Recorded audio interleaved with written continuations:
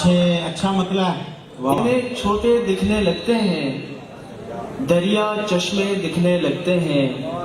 वाह दो खुशियां अगर मिल जाएं एक साथ, दिन में तारे दिखने लगते हैं। बहुत अच्छे वाह वाह दो खुशियां अगर मिल जाएं एक साथ, दिन में तारे दिखने लगते हैं।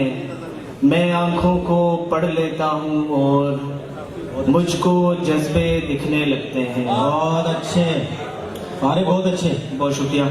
और तीन शेर के, तेरे दिल में रहना बेहतर होता है, वाह तेरे दिल में रहना बेहतर होता है, वरना बाहर बंदा बेघर होता है। हाँ जी। मुझसे भी मट्टी की खुशबू आती है, मुझसे भी मट्टी की खुशबू आती है।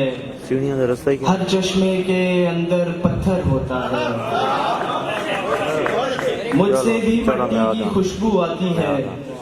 हर चश्मे के अंदर पत्थर होता है। मेरे अंदर रोज कयामत आती है, मेरे अंदर रोज कयामत आती है। मेरे हर सू रोज ही महशर होता है।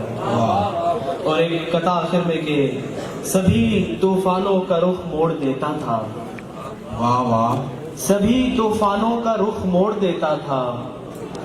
मैं दरिया में ही कश्ती छोड़ देता था।